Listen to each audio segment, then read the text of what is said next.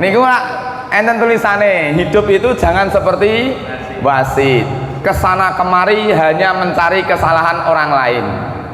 Berarti wasit niku mider rono rene rono nggulai salah wong ngoten. Lah lah kali terus kula dadekke status.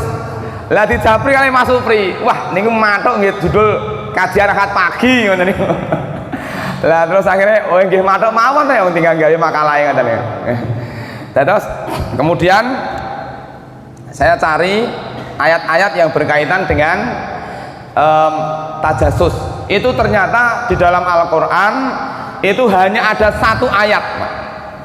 Jadi ayat yang mengungkap langsung nama dengan istilah tajasus itu hanya satu ayat, ada di surat Al-Hujurat ayat 12. Terus pagi hari ini kita akan mengkaji hikmah dari surat Al-Hujurat ayat 12. Ayat 12. Nah, Bapak Ibu,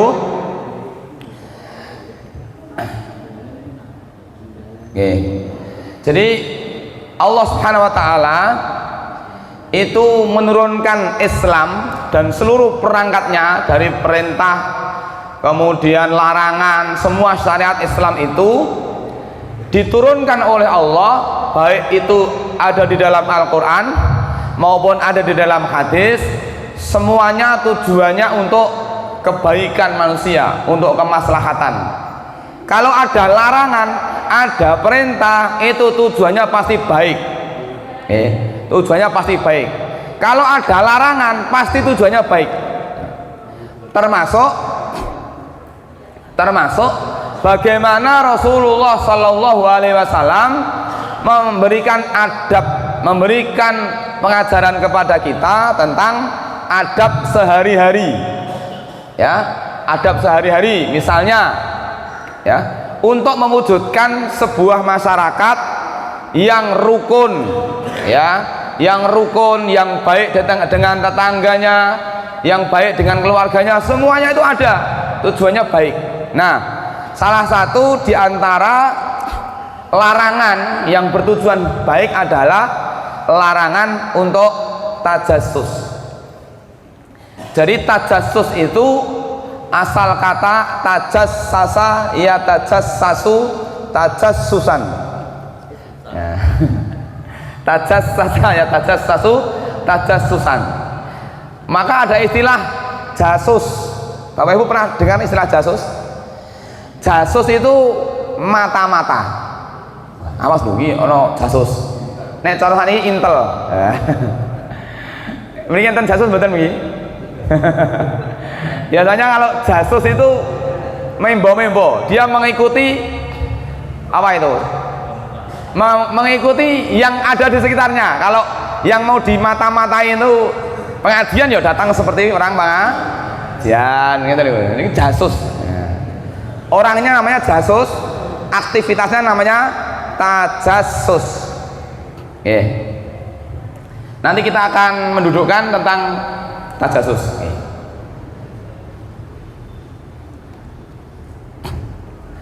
Tajasus diantara tafsirnya adalah mencari kesalahan orang lain, terutama yang terus ingin dicari aibnya. Jadi orang ada model orang itu dia itu seneng golek aib tiang sanes. Dereng marem nek rung ketemu aib si A, si B, golek pripun carane. Wah, lewat HP, lewat koncone, lewat pundi, pokoknya kudu ngerti. Ya niku namanya aktivitas tajasus. Nah, padahal tajasus itu aktivitas mencari kesalahan itu sumbernya, motivasinya itu dari prasangka. Jari ini, wow, terus dioyak. Sangka kalimat jari ini mau terus dioyak terus. Iyakum wadhan fa inna dhanna aqdzabul hadis. Hati-hatilah kalian dengan berburuk sangka, karena sesungguhnya berburuk sangka itu sejelek-jelek perkataan. Maka para ulama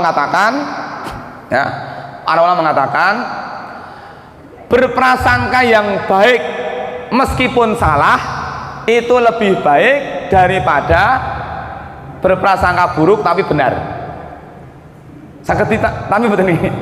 Berprasangka baik tapi salah itu lebih baik daripada berprasangka buruk tapi benar. Wah, tenan toh. Ini pun betul mesti. Ya, lebih baik kita berprasangka baik ning meleset daripada berprasangka buruk ning benar. Nah, dalilnya ada ini. Kita akan belajar dari sini.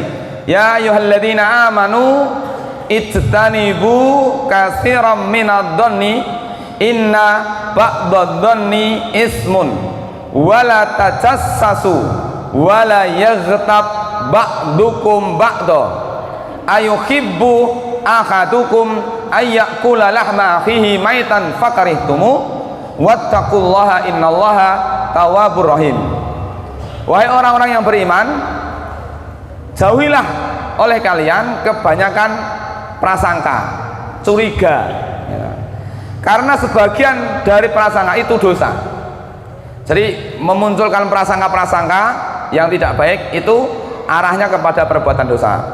Jadi larangan pertama adalah kita dilarang oleh Allah Ta'ala untuk ya berprasangka buruk pada orang lain. Yang kedua, wala tajassasu, janganlah kalian mencari-cari keburukan orang lain.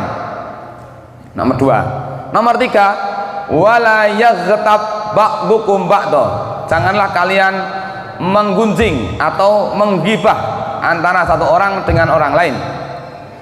Ayuhibbu ahadukum ayyakula lahma akhihi maitan fakarihtumu, adakah seorang di antara kalian yang suka memakan daging saudaranya yang sudah mati, sudah jadi bangkai?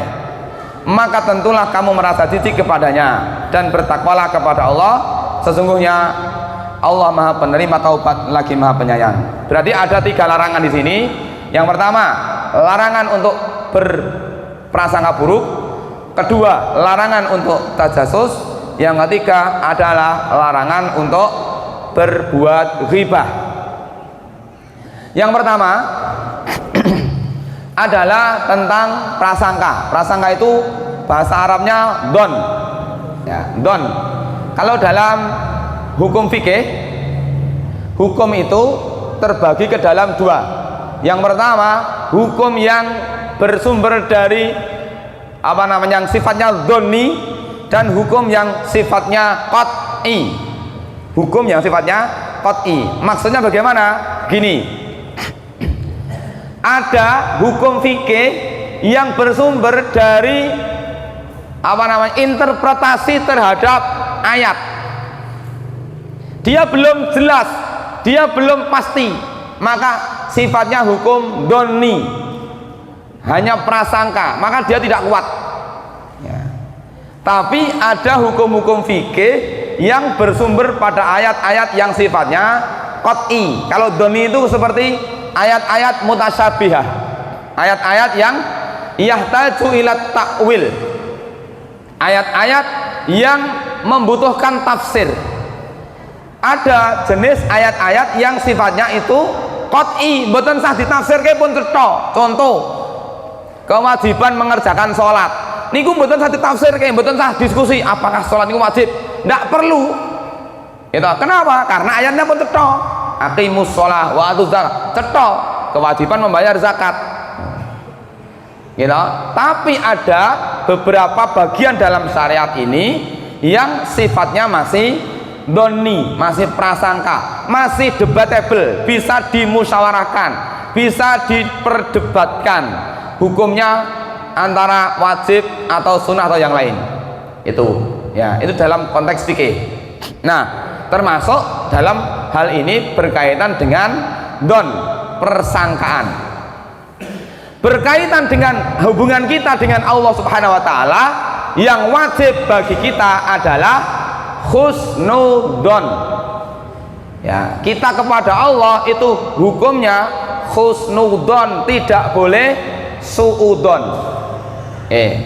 Wah, Gusti Allah jan geting tenan karo aku, ndak boleh Pak. Goro-goro napa? Apa? Ndonga mboten dikabulke. Kan ngoten. Kula niku ndonga ping pirang-pirang mboten tau dikabulke. Maka adab kita kepada Allah Taala adalah husnudon. Ya, ana inda dzanni abdi bi. Aku sesuai dengan persangkaan hambaku. Ya. Aku sesuai dengan persangkaan hambaku. Maka keyakinan kita kepada Allah itu dibangun di atas husnudzan billah. Ya, husnudzan billah. Bagaimana seorang Nabi Ayub dalam suasana diuji dengan ujian yang begitu luar biasa. Ada 18 penyakit yang bersarang di tubuh beliau, tapi kalimat yang keluar dari lisan beliau adalah Rabbi massaniyad durru wa anta arhamur rahimin. Ya Allah, engkau telah menyentuhku dengan madarat penyakit, sedangkan engkau adalah yang maha pengasih dari yang mengasihi. Begitu indahnya kalimat seorang Nabi Ayub, padahal didera dengan penyakit yang begitu luar biasa. Bahkan dalam kisahnya, istrinya mengajak kepada Nabi Ayub untuk meminta ampun kepada Allah, untuk meminta berdoa kepada Allah supaya sakitnya disingkirkan. Apa jawabannya Nabi Ayub? Coba kita hitung berapa tahun kita hidup bahagia dan berapa tahun kita susah.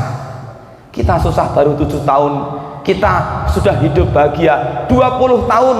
Malu rasanya kepada Allah kalau saya menuntut agar kita diberikan kesembuhan dari penyakit ini. Itulah keindahan seorang Nabi Ayub yang berhusnudzan kepada Allah Subhanahu wa taala. Itu kalau Pak Dewi Pak. Angel, gitu. Loro masuk angin pilek lagi seminggu pun suwambate wah kabeh disalahke. Jian aku ora tahu bahagia kok, nangis susah terus kok. Padahal tertawa kita dengan menangis kita lebih banyak tertawa. Gitu. Ini husnudzan billah. Kemudian sesama makhluk kepada manusia, maka juga kita dilarang untuk bersikap suudzon. Ya, suudzon itu termasuk bagian wala, ya, termasuk perkara yang dilarang. Nah,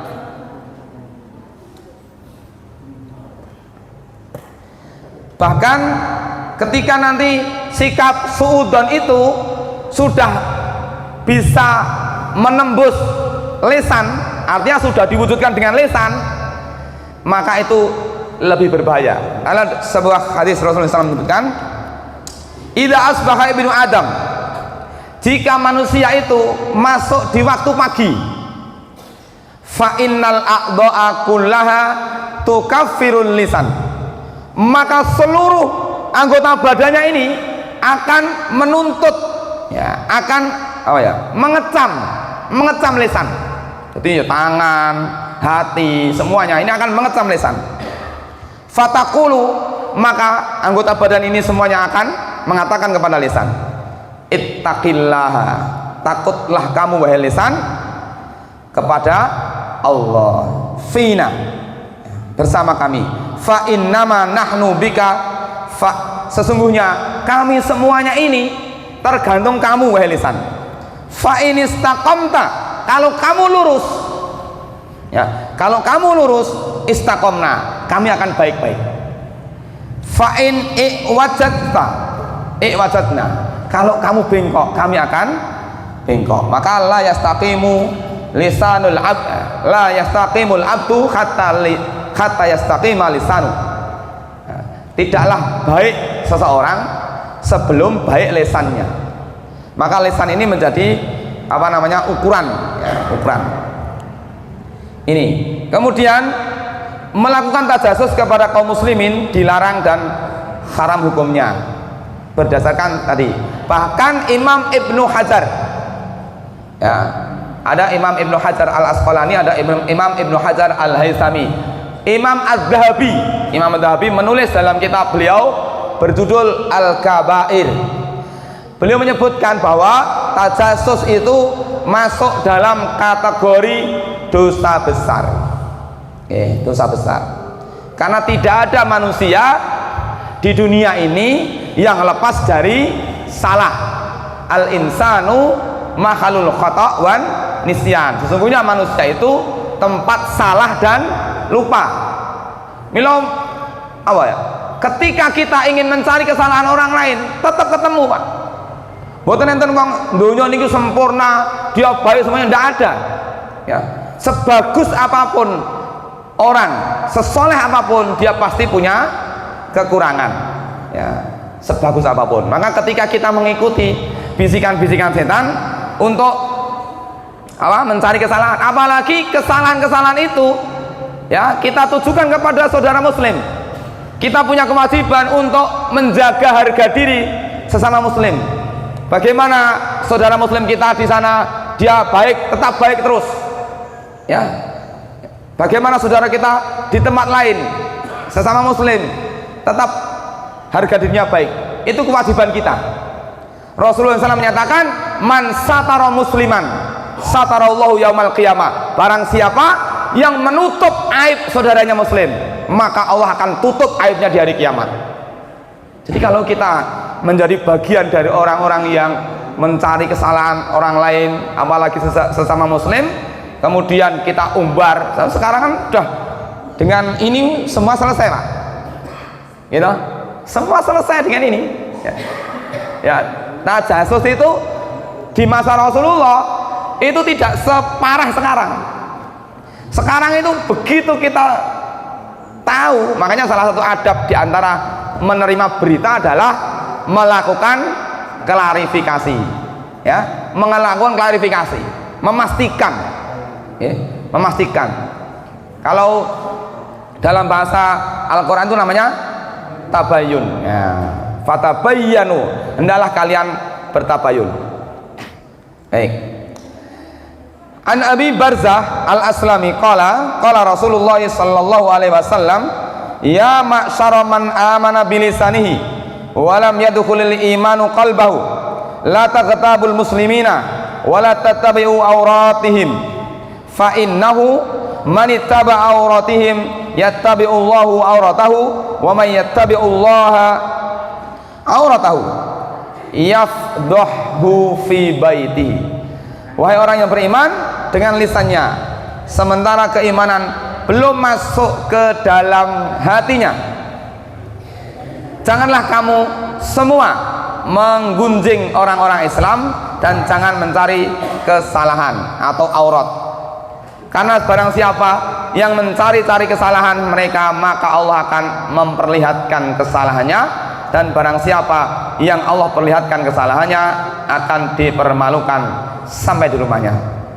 Berarti bersikap tajasus itu nanti akan berakibat al jaza'u min jinsil amal.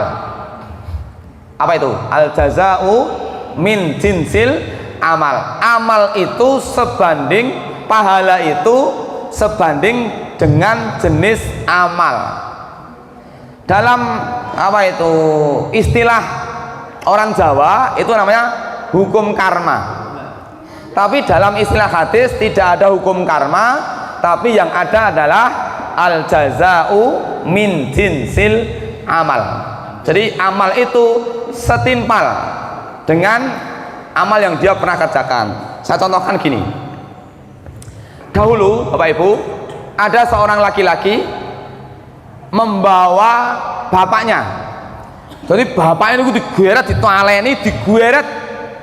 Bapaknya itu membentangkan melampah, tapi ditarik sama anaknya tadi, dipakai tali, ditarik terus sambil dipukuli. Bapaknya ditarik, diikat, ditarik sambil dipukuli. Terus sampailah dia di satu tanah lapang. Ya, sampailah dia di sebuah tanah lapang. Kemudian sang bapak ini mengatakan, sudah wahai putraku, sudah, sampai di sini. Kenapa bapak? Karena dulu aku memukuli kakekmu juga sampai di sini. Ya, la tadinu, ya, janganlah kalian bersikap, maka begitulah nanti kalian akan disikapi. Ini bagian daripada al jaza'u min jinsil amal. Ya. Maka tajasus itu ada dua bentuk Bapak Ibu. Tajasus ada dua bentuk. Yang pertama adalah tajasus yang haram. Tajasus yang haram. Ternyata ada tajasus yang haram. Apa itu? Nih ya. Nahallahu ta'ala anil bahsi anil mastur min umurin nasi wa tatabi'u auratahum hatta la yudhiru ala ma satarahullahu minha. Allah melarang kita dari mencari kesalahan-kesalahan manusia yang tidak terlihat dan menyingkap aurat-auratnya mereka sehingga tidak memperlihatkan perkara yang telah Allah tutupi. Jadi secara hukum fikih tidak boleh kita mencari, ini haram hukumnya. Karena pertama ada perintah kita untuk menjaga kehormatan kaum muslimin. Ya, semua ahlul kiblat, orang-orang yang menyembah Allah menghadap kiblat, wajib bagi kita untuk menjaga kehormatannya. Ya, menjaga kehormatannya itu berarti menutup aibnya. Seandainya kita dengar ada aib A, B, C, D, tutup. Jangan sampai kita beri celah kepada setan untuk bumboni, gitu. Kadang-kadang informasinya A, tapi karena bumbunya sedap, wah, jadi A plus. Wah, iya, aku yang ngono, iya. Pun gitu, itu.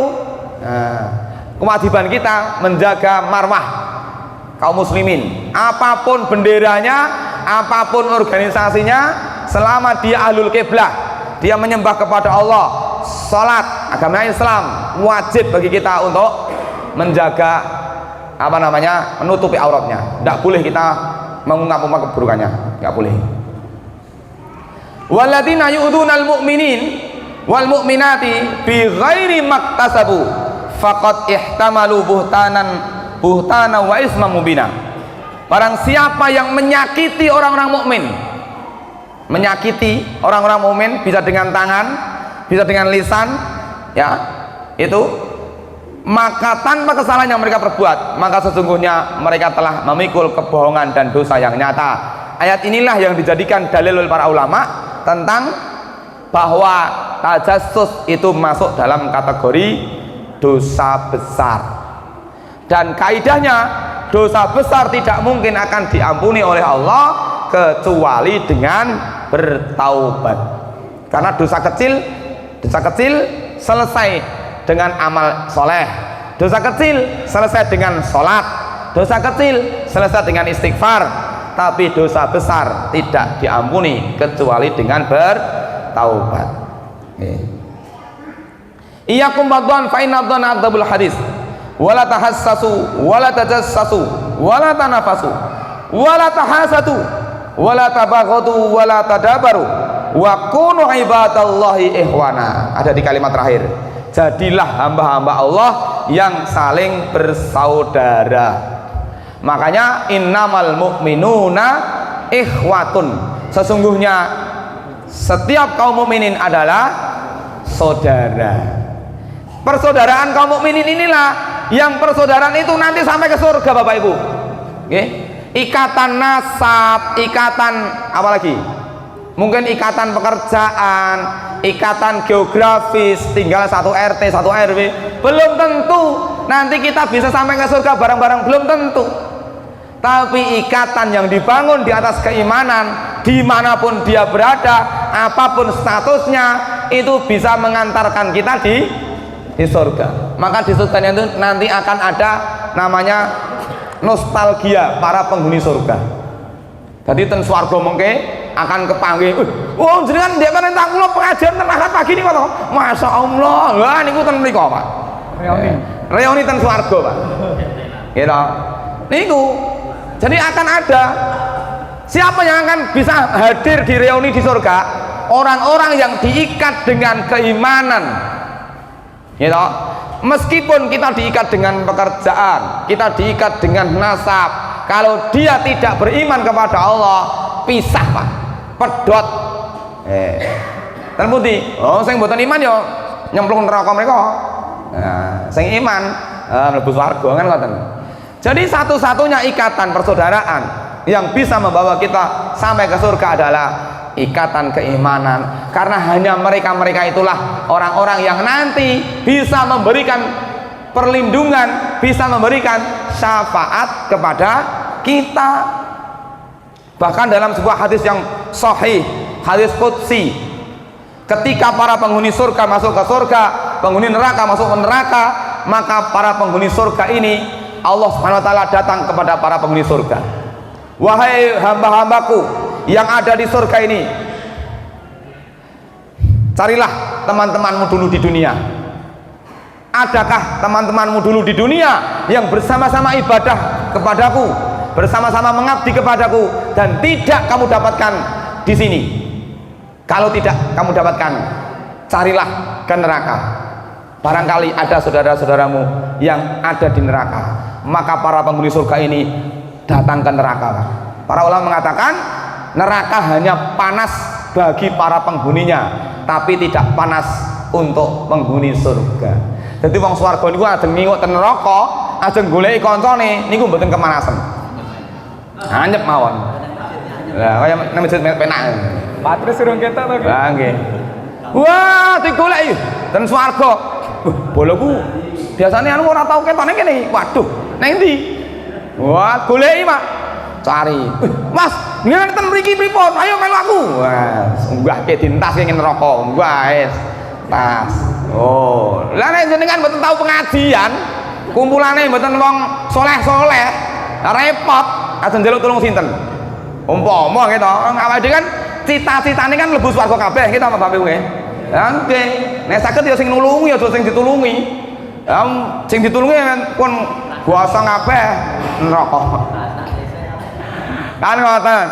Maka sebaik-baik kita ini mencari teman yang soleh. Tindak ten mriko ketemu wong soleh, ten mriko ketemu wong soleh, terus ten pundi mawon cari orang yang soleh. Semakin banyak orang yang soleh yang kita temui, semakin besar kesempatan kita selamat dari neraka. Mergo nek umpama pepet-pepete muga-muga mboten niku pun enten. Oh. Ketika para penghuni neraka, para penghuni surga sudah sampai di neraka, dia dapati temannya dulu di dunia kok di situ diselamatkan sampai di surga.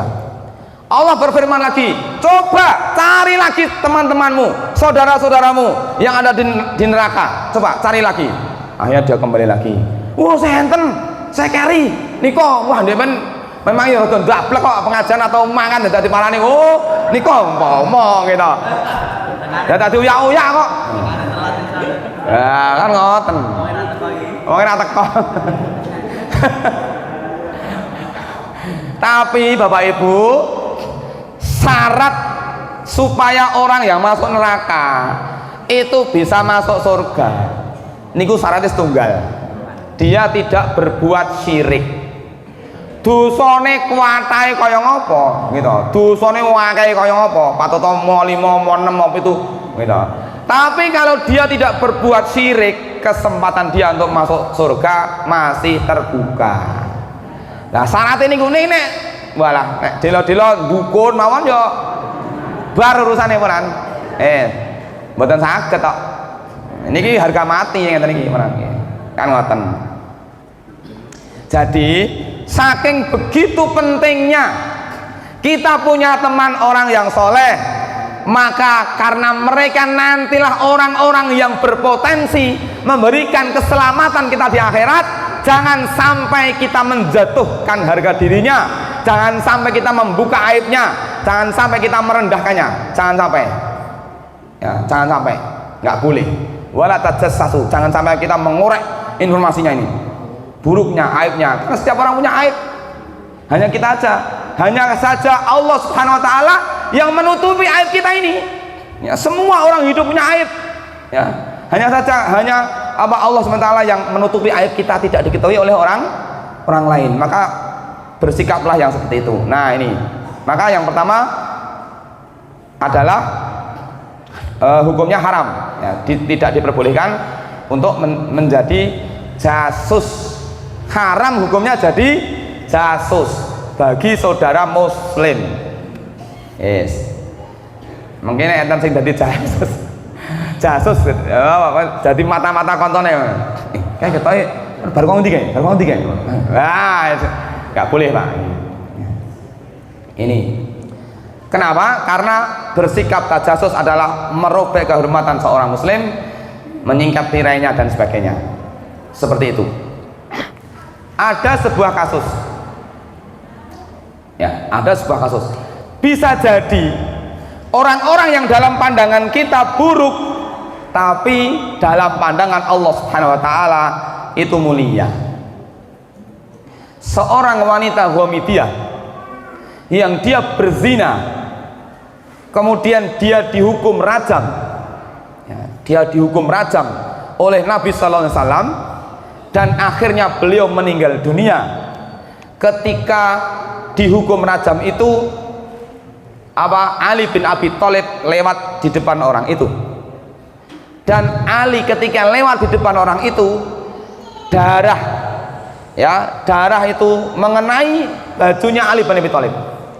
Kemudian Ali bin Abi Thalib mencelanya habis-habisan, memarahinya habis-habisan. Maka Rasulullah SAW bersabda, lau kusimat taubatuha, seandainya taubatnya wanita ini dipakai untuk membersihkan dosanya para penduduk Madinah, 70 penduduk Madinah, maka sudah cukup. Wahai Ali, jangan kamu celah orang ini, karena dia sudah bertaubat dan taubatnya diterima oleh Allah Ta'ala. Seandainya taubatnya ini digunakan untuk menghapus dosanya 70 para penduduk Madinah, maka sudah cukup. Dalam pandangan Ali ini hina sekali. Walau tuang zina dihukum panjenengan wis buan ketipatan geteni ku. Ali marah. Tapi begitu Ali marah, nah Kanjeng Nabi menegur, jangan kamu marahi. Sesungguhnya taubatnya sudah diterima Allah Ta'ala dan taubatnya cukup untuk membersihkan 70 para penduduk Madinah. Maka jangan sampai kita kemudian bersikap seperti ini. Ini yang pertama. Yang kedua, tajasus, sikap tajasus yang diperbolehkan. Nah, ini nanti variatif ya Bapak Ibu, bertingkat disyariatkannya. Maksudnya bagaimana? Ketika tajasus itu membawa kemaslahatan bagi kaum muslimin. Ketika membawa kemaslahatan bagi kaum muslimin, atau tajasus itu berfungsi untuk nahi mungkar. Contoh, panjenengan umpami gitu, panjenengan umpami kagungan ternak kambing, di sini 100 kambing. Nah, suatu hari kambingnya dicolong maling. Kan jenengan mau nggak mau harus cari. Kambingku kok iso hilang 10 iki, sapa iki? Wah, goleki. Lah, pasti ketika mencari itu membawa konsekuensi. Ciri-ciri napa yo? Nek iki ono ngene kae lah. Mau tidak mau itu akan mencari-cari terus. Sing kulinone rene wong kae kok dia bar metu ke penjara wong iki. Oh iya, digoleki. Mesti gitu.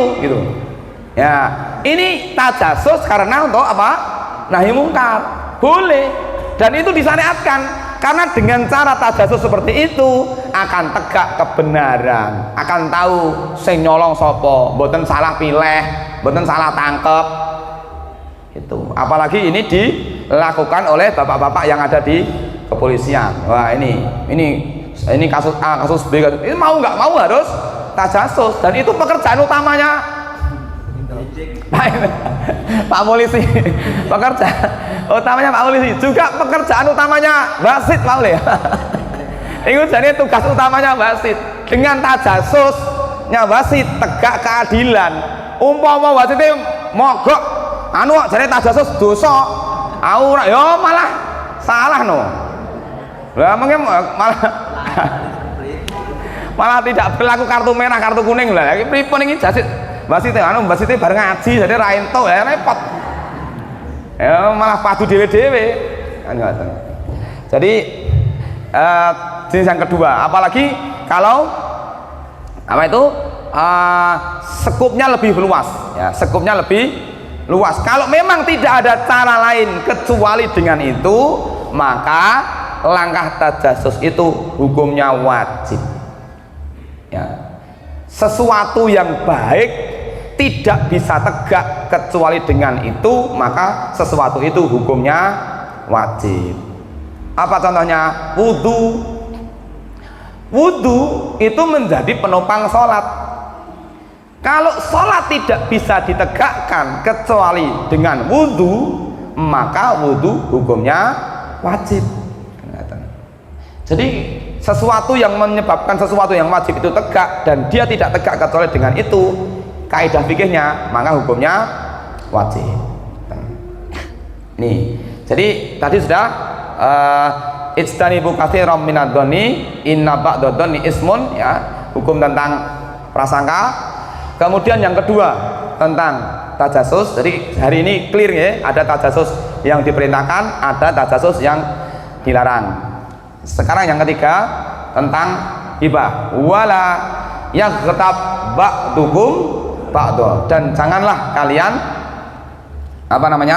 berbuat hibah antara satu orang dengan orang yang lain.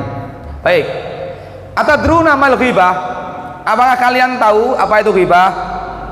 Qala Allahu wa rasuluhu a'lam. Allahu wa rasuluhu a'lam. Bapak Ibu, saya ingin sedikit membahas tentang adab menjawab pertanyaan.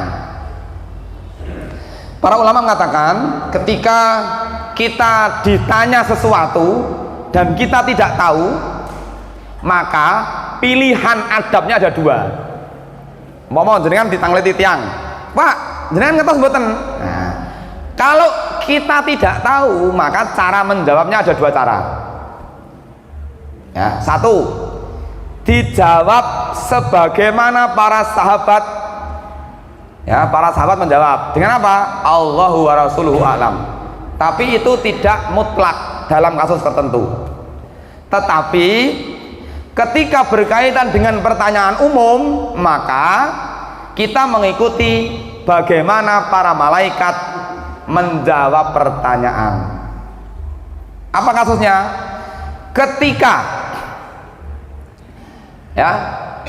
Ketika wa'allamal adamal asma'a kullaha summa aradahum 'alal malaikah. Ketika Allah SWT mengajarkan kepada Adam nama-nama benda. Jadi Nabi Adam itu diajari nama-nama benda. Ini loh batu, ini loh air, ini loh kayu. Itu diajarkan oleh Allah kepada Nabi Adam. Tidak diajarkan pada malaikat, gitu. Nah, kemudian ketika Nabi Adam sudah tahu ilmunya, sudah tahu namanya, dibawalah malaikat dipanggil. Ketika malaikat ditanya, summa aradahum 'alal malaikah, tunjukkan kepada malaikat, wahai malaikat, ini apa? Ini apa? Ini apa? Malaikat nggak tahu. Tapi pripun carane jawab? Malaikat, subhanaka la ilma lana illa ma 'allamtana. Maha suci Engkau wahai Allah, tidak ada ilmu kecuali yang telah Engkau ajarkan. Maka para ulama mengatakan ketika kita ditanya oleh seseorang dan kita tidak tahu, maka sunnahnya adalah mengawali jawaban itu dengan subhanallah. Subhanallah, kalau betul ngertos. Subhanallah, masa Allah. Subhanallah, kalau ngapunten dari ngertos. Nah, mungkin nek ditanglet itu yang dalamnya Mas Supri itu putih nggih. Masuk subhanallah, kalau betul ngertos. Nah, yo biangat nih menung tuh anu masjid gede orang ngerti. Kan ngoten. Maka subhanallah itu bukan hanya kita pakai, kita baca ketika habis sholat. Bapak Ibu kan habis sholat kan subhanallah 33 kali, alhamdulillah 3 kali, Allahu akbar 33 kali, gitu. Nah, atau dibalik, disimpulke, digabungke nggih saged. Subhanallah walhamdulillah wallahu akbar 33 kali. Kira-kira penak pundi, Pak? Subhanallah ping 33, terus alhamdulillah ping 33, terus Allahu akbar ping 33, utawa digabung subhanallah walhamdulillah wallahu akbar, subhanallah walhamdulillah wallahu akbar, subhanallah walhamdulillah. Pilih ndi? Nek saya bingung, kula paringin cara sing luwih penak. Carane pripun? Cukup dibaca 11 kali. Subhanallah walhamdulillah wallahu akbar ping 11. Nggih, nek repot gitu. Nek ampun terus dipilih aku tak nganggo sing nomor 3 ae penake. Jelas toh. Itu para ulama menyebutkan gitu ya. Jadi zikir setelah sholat itu ada model begitu ya. Jadi mungkin sing praktek ini subhanallah walhamdulillah wallahu akbar ping 11 cepet. Ganjarannya modal, ini pun pengen telu gitu. Nggih. Terus apa itu ghibah? Dzikruka akhaka bima yakrah. Kamu menyebut tentang sesuatu dari saudaramu tetapi dia tidak suka. Jadi ketika kita menyebut diri orang lain di depan orang lain, menyebut sesuatu dari diri saudara kita di depan orang lain dan saudara kita ini tidak suka ketika sesuatu itu disebut di depan orang lain, maka itu dalam hal itu kita bisa kategori ghibah. Baik itu menyebut dengan ucapan atau menyebut dengan tulisan, sama saja. Nah, niku bendina nek ngoten niku. Lha harus nggih Bu nggih. Bendina kula niku. Sore ra bengi. In kana fi ma taqulu faqad iktabtahu wa illam yakun fihi faqad bahatta. Jika kamu yang kamu ucapkan itu benar ya, berarti kamu telah ghibah, dan bila yang kamu ucapkan itu ya salah ya, tidak ada, maka kamu telah berdusta dan mengada-ada. Nah niku penjenengan pun pirsa pengertiane. Tapi ghibah niku dalam bahasa Jawa artinya ngerasani. Tapi ghibah niku ada ghibah yang boleh. Wah, seneng iki, seneng iki. Ghibah sing entuk contone niki, contone. Rasa-rasan dulu masjid. Nggih, saya sebutkan pun kula tuliske dereng nggih. Niki. Ghibah yang boleh, 1. Tadzallum. Tadzallum itu ketika ada perbuatan dolim seseorang ya, itu kita menceritakan kepada orang lain supaya perbuatan dolim itu berhenti. Contoh nggih. Tangga kula niku ndek omahe ndelalah ya talange bocor niku wah. Pripun lho, kula tak batin iki bocoran iki bocor teko mriki kok. Ora dandan-dandani. Pun kula lokke jane. Nah, dolim niki, ndolimi tanggane banyune mili nang ngene kula kok. Nane Pak RT. Dolim nika, dolimi kula. Lah banyune mili tenggen kula kok.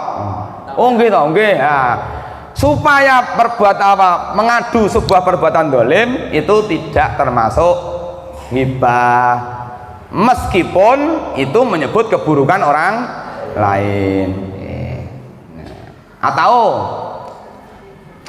tanggang tahun dituageh endo terus kok dolim niku jane pripun iki urusane dolim. Mawon contoh mawon tadzalum enten apa? Cobi pinarak mriki Pak nggih contoh Pak.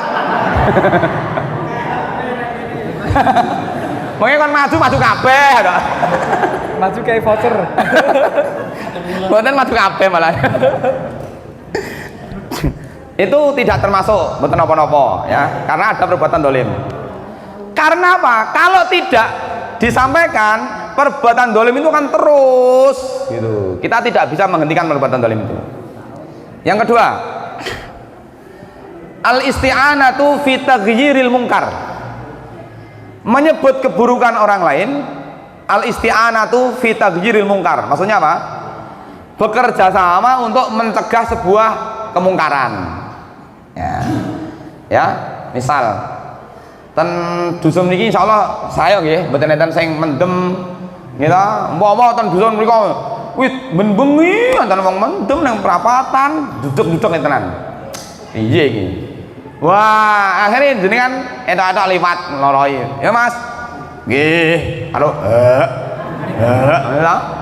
Ning jenengan karo moto. Oh, si A si B si C kae. Ya, sesuk liwat neh. Akhirnya data jenengan itu jenengan bawa ke Pak RT atau Pak polisi. Ini lho Pak, tiang-tiang ini nih, petingane ini bengi ra iso marai ganggu tanggane. Gitu. Kula niku napa punya pengalaman, Pak. Punya pengalaman mensikapi orang-orang yang mabuk di tengah jalan. Kula niku pernah ngisi daerah pundi niku Baleharjo. Sukodono paling ler. Lah pun dalu to Pak, jam 11. Lah kula niku kalih sing kagungan pengajian niku kula, Pak, kula diterke Pak.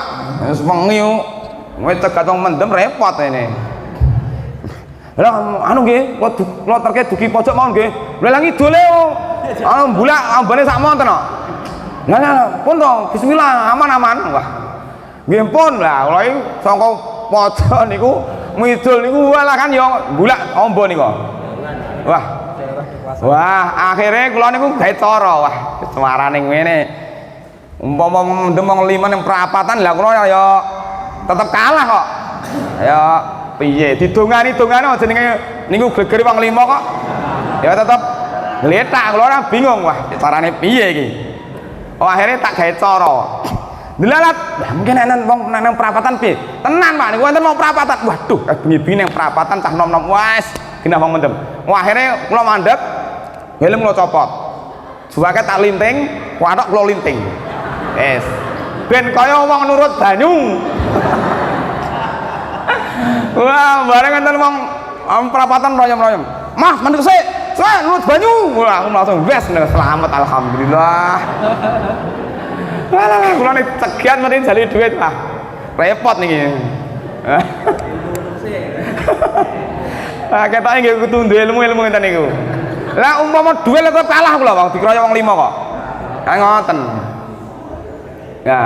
Nah, ketika ada orang berbuat mungkar di situ, mau ndak mau kita akan mendata si A si B. Niki lho Pak Lurah. Niki lho tiange niki. Bosah niki, cerita niki cetha niki bengi pun lah menyebut keburukan terus. Boleh nggak? Boleh. Niku asline yo ngrasani, tapi tujuannya sae. Tuh. Terus nomor 3, al-istifta. Al-istifta itu meminta tolabul fatwa. Al-istifta itu tolabul fatwa. Misalnya suami istri cekcok. Sing bapaknya suaminya tidak memberi nafkah, wah pirang-pirang sasi. Wah dudek disale yo anu piye kono obah kono kene yo mumet mikir buta. Anu mbok tinggal mancing ae mari mesale. Wah akhirnya sowan ke Mbah Yai. Mbah Yai, pripun iki kula niki dudek mikir bojo kula niku. Ora tau nafkah, ora tau ngaji, seneng mancing ae. Mumet kula niki. Pripun? Lah niku boleh datang kepada ustadz atau kiai untuk meminta fatwa. Niki kula kedah pripun? Ajeng diramekke napa apik-apikan gampangane ngoten. Lah niku boleh dia menyebut keburukan suami kepada orang yang dianggap bisa menyembunyikan aib itu, tapi tujuannya untuk mencari solusi. Istifta. Nah, itu boleh. Nomor 4, mengingatkan kaum muslimin terhadap suatu kejelekan. Ya, misalnya kalau pun nanti cerita nggih, enten mau suka seneng ngapusi ngono. Ngapusi mriko. Supaya uang niki semakin tidak banyak korban, kita boleh memberikan sampingan kepada masyarakat. Bapak Ibu, mungkin enten tiang enom, ciri-cirine ngoten-ngoten niki. Wah, niki lho wonge kula pun kula foto. Wah, kula pun kapusan 200.000. Ampun dilayani, tutup lawange. Nah ini boleh ya, itu menyebut keburukan orang untuk supaya tidak banyak korban berjatuhan. Nomor 5, membicarakan orang yang terang-terangan berbuat maksiat. Al mujaharatu fil maksiyah. Orang bermaksiat saniki niki modele pun terang-terangan, bahkan diumumke, diviralke, lan lucu to. Ya, tumindak dosa kudune isin, tapi malah bangga ditritak-tritake kalih tanggane, malah di-share ten Facebook ten pundi-pundi. Nah, maka bagi pelaku maksiat yang dia sudah berbuat maksiat terang-terangan, maka halal baginya untuk diribah, mboten dosa. Itu. Kemudian nomor 6, menyebut orang lain dengan sebutan yang sudah makruf. Misal nyun sewu anu ajeng nyun sewu ajeng tanglet mriki ingkang asmanipun Pak Agus sinten nggih? Oh, Pak Agus sing pundi? Alah Pak Agus nika lho sing niki. Lah nggih mriki kathah asmane Pak Agus. Oh, Pak Agus sing lemu. Lemu tercendhek. Gitu. Enten kalih. Piye iki to? Ngapunten, Pak Agus sing lemu cendhek sing ngangge kacamata. Wong kalih-kalih nganggo kacamata kok. Lah kan ya saya angel. Jenengan sebut ciri yang membedakan. Napa anu niku lho sing ngangge grang. Oh nika. Lah, boleh. Pak jelas.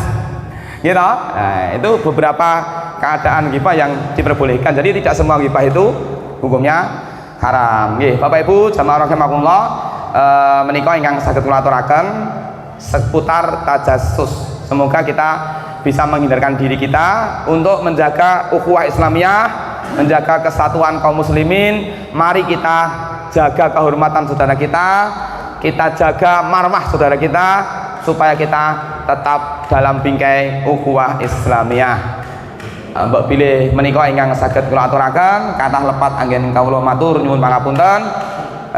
Alaikum minkum, wassalamualaikum warahmatullahi wabarakatuh.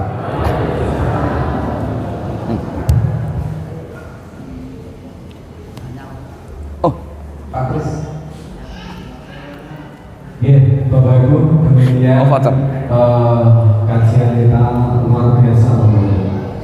Maka awal tahun ini emang kita terkadang harus mengevaluasi kira-kira perbuatan dosa apa yang selama ini masih selalu kita ulang-ulang terus, tidak hanya dilakukan, diulang-ulang terus. Salah satunya tadi sudah disampaikan, tajassus, mencari kesalahan orang lain. Kalau Kiai Lukman itu mengibaratkan begini, orang yang suka fokusnya dengan kesalahan orang lain itu matanya seperti mata lalat. Apa mata lalat itu? Lalat itu walaupun di depannya terbentang taman bunga, tapi fokusnya tetap mencari comberan. Ya. Itu mata lalat. Walaupun di depan terlihat bunga yang begitu indah, tapi fokusnya terus mencari di mana comberan berada. Artinya kalau kita menjadi mata kita menjadi mata lalat, walaupun orang itu baik, kebaikannya banyak, tetapi fokusnya masih mencari kesalahan. Model ngoten niku enten mboten kira? Kata. Tapi kalau orang yang fokusnya mencari kebaikan, fokusnya itu yang baik, Kiai Lukman itu mengibaratkan seperti mata kupu-kupu. Walaupun terbentang di depannya itu comberan, perceren, tapi dia akan tetap fokus mencari di mana. Walaupun orang itu banyak kesalahannya, tetapi yang terlihat adalah kebaikannya, jasanya. Mudah-mudahan Allah hindarkan kita menjadi orang yang punya mata lalat. Bapak Ibu, maka mari kita terus muhasabah, mengkoreksi diri kita sendiri. Karena belum tentu yang kita cari kesalahannya itu akhirnya akhir hayatnya lebih jelek daripada kita. Kajian kemarin pas kopi ireng itu Bapak Ibu ada kisah seorang pelacur yang salah sasaran. Ada seorang pelacur apa Pak istilahnya nyegat orang. Ya. Setelah ketemu dicegat itu ternyata di situ Pak Kiai arep ngisi pengajian. Nek bacot mlebu mobil. Sama Pak Kiai juga, Pak Kiai bukan fokus pada kesalahannya. Dan si PSK maksudnya orang nakal ini ya nggak berani mau Pak Kiai masa ya di lobby ya loh, tawani. Akhirnya ketika sampai di tempat pengajian yang Pak Kiai itu mau ngisi pengajian, dia diajak keluar. Kemudian sama panitianya bilang, Mas, kayak bunyai lali rambut jilbab. Tolong golekno jilbab bunyai nang jero mobil gelem ngacani aku. Saya itu sama panitiane golek jilbab, mau berjilbab saya oke nggih Bu nggih. Oke, saiki wong iku gawe yo jilbab kok. Jilbab iki wis dadi model. Beda kali 40-50 tahun yang lalu wong nggawa jilbab ku diarai aku sih akhir ngerti berarti wis tuwek. Nah, maka setelah dapat jilbabnya diajak keluar. Nah, disalami kalau jamaah monggo bunyai gitu. Padahal orang bunyai. Nah, akhirnya begitulah ketika kita fokusnya bukan kesalahan, bukan yang jelek, tapi fokusnya pada yang baik, maka akan ada kebaikan berikutnya. Betul apa betul Bapak Ibu? Betul. Maka ketika melihat seseorang bukan melihat dari sisi jeleknya, lihatlah dari sisi baiknya. Sebelum pertanyaan voucher ini saya informasikan. Pertama informasi, kajian ibu-ibu setiap hari apa ibu-ibu? Jam pinter? Jam setengah papat. Lah niki bapak-bapak enten ada kasmaran. Kasmaran di setiap dinten apa bapak-bapak? Rabu. Oke, pundi jamaahnya Pak Tris? Oke, ibu apa bapak-bapak? Berarti Pak Tris kalah, 25 menang. Piye carane sampeyan menangke meneh? Lomba iki oke-okean. Kasmaran karo karomah oke ndi?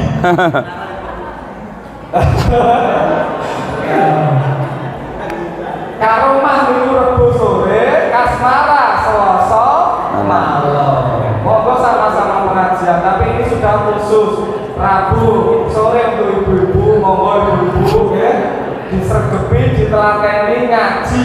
Nah besok hari Rabu itu ustadznya yang ngisi adalah Ustadzah Zuli Zudawati. Beliau adalah guru SD Aisyah unggulan monggo semua ibu dijak.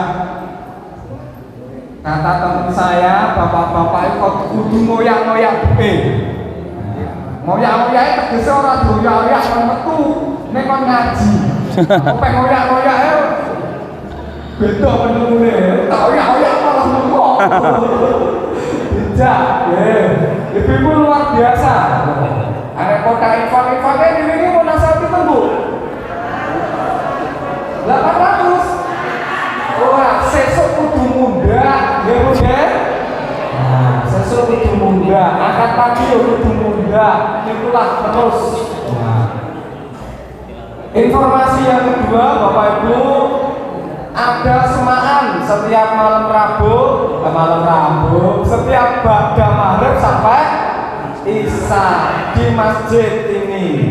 Yang mau ikut monggo, yang nggak mau ikut tapi pengen dapat ganjaran semaan, caranya gimana? Aku rasa melu nih pengen untuk ganjaran. Bapak Ibu, nanti kita siapkan teh anget sama sekedar makanan. Wah, aku berarti bisa sedekah untuk dapur? Boleh. Nah, sedekahnya apa? Ngomong kok, kangge dapur niku napa? Ya gula teh, kopi yo oleh, beras yo oleh, maka kita bisa jimpitan beras untuk ngisi dapur Islamic Center. Nah, nanti kokinya Mbak Sugiman Bibi. Mbak Sugiman Bibi. Luar biasa gitu. Maka masjid ini alhamdulillah sesuai dengan keinginan kita sekarang makmur luar biasa. Hampir tiap waktu itu ada kegiatan loh.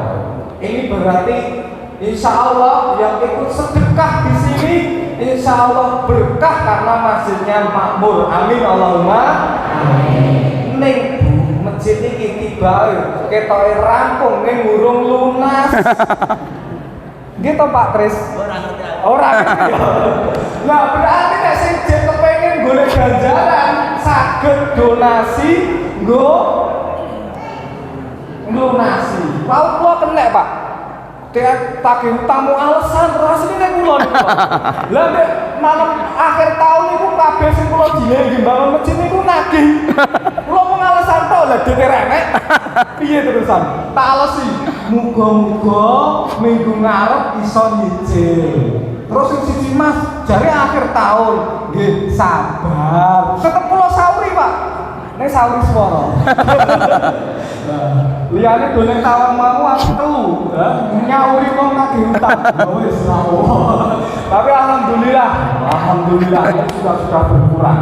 Terus kita optimis, yakin bahwa ketika Allah selesaikan, wong Allah aja bikin langit dan bumi tanpa tiang aja mudah kok. Apalagi merampungi utangnya Masjid Islamic Center, insya Allah mudah. Mudah nih Bapak Ibu? Mudah apa mudah? Nek awake dhewe urunan, lah nek ra urunan piye? Yo, sing ngaji nderek mulih golek ganjaran diperbolehkan. Masih 5 menit buat pertanyaan. Pertanyaannya apa Pak Kris? Monggo. Wes meneh. Yang bawa rombongan paling banyak itu diapresiasi. Nah, yang bawa rombongan 10 orang minimal, sak mobil sini 10. Angkat tangan baru 1 voucher. Dua mobil. Sebab kelinci. Ibu-ibu ini gak usah sepur kelinci ya. Bapak-bapak ini udah nerut gak usah sepur kelinci. Dan gede harus sepur gurih kelinci apa ini? 5 sekarang. Sudah ya, 5 rombongan 5 sinten. Nah, ini kok rombongan 5 langsung Pak. Vouchernya ada 2, voucher belanja umum, ada yang voucher khusus untuk sarapan. Ya. Voucher Layusnu sama Limlo. Iya. Yes. 5 Pak. 5. Terus sekarang kembali saya beri pertanyaan yang keluarganya menjadi keluarga harmonis, keluarga serasi. Salah satunya yang bawa foto pasangan di dompetnya, bukan di HP. Di HP oleh. Di dompet. Ayo, Bi, berikan. Ayo Pak Amir ya. Orang foto KTP loh ya, foto ya. Foto pasangan. Wah, kasih voucher. Nah, voucher. Ada ini, keluarga pasangan di bawa foto pasangan di dompet. Lebih dari 5 belum? Oh, boleh Pak Tris. Nah, lebih dari 5. Pokoknya diapresiasi. Habis? Sudah habis. Alhamdulillah Bapak Ibu. Datang ya. Moga-moga ngajarnya. Masih satu. Tidak apa-apa. Iya. 2 bentuk tajasus. Apa? Monggo pertanyaan ini. 2 bentuk tajasus. Tak wes contoh loh. Bentuknya ada 2. Ya, yang bisa jawab buka catatan. Aku bisa jawab. Pak Pres Rento. Boleh. Mas Slamet. Ya, Mas Slamet silakan. Mic-nya Pak Pres, mic-nya. Nanti jurinya Ustaz. Foto. Jadi yang pertama yaitu mencari keselamatan orang lain. Itu benar nggak? Enggak, ada silakan dijawab. Ada 2. Ya. Yang kedua yaitu apa yang lupa? Masih salah. Ulang. Masih salah. Ayo, ada yang mau jawab ibu-ibu, bapak-bapak? 2 bentuk tajasus. Ada 2 macam loh tadi. Ada 2 macam.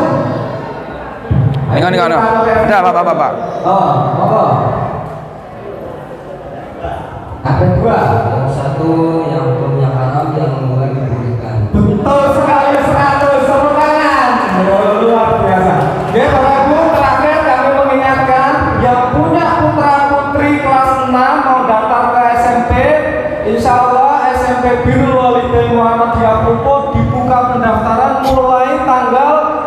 Pak Amir? 17. Saya kasih pertanyaan lagi Bapak Ibu. SMP Birrul Walidain mulai pendaftaran tanggal berapa? 17. Ayo dijawab. SMP Birrul Walidain Muhammadiyah Pluto mulai pendaftaran tanggal berapa? 17. Maksudku memang luar kepala, anak-anak SMP anyar. Manggone ning ndi mungkin ora ngerti mang takut kula manggone SMP anyar. Potek kok Pak Amir yo itu aku bahan nggih boleh ora didudui. Pokoknya anyar. Wajahnya yo baru to Pak Amir, wajahnya baru. Kok jenenge anyar kok ya. SMP anyar. Monggo Bapak Ibu kita akhiri dengan doa kifarah majelis bersama. Subhanallahumma wa bihamdika asyhadu an la ilaha illa anta astaghfiruka wa atubu ilaik. Sekian dari kami, cukup, kurang lebihnya mohon maaf. Nun wa qalami wa ma yashkurun. Assalamualaikum warahmatullahi wabarakatuh. Assalamualaikum warahmatullahi Ya, bagi bapak-bapak pengurus ranting atau PRM Sambirejo mohon untuk berhenti di masjid bersama Pak Iyadi untuk koordinasi. Bapak Ibu yang mau ikut sedekah biar dapat pahala semaan, pahala imam, boleh sedekah dapur Masjid Islamic Center. Sudah disiapkan kotaknya. Mau ngisi jimpitan beras juga boleh. Untuk menjamu para pecinta Al-Quran. Ya, para pecinta Al-Quran.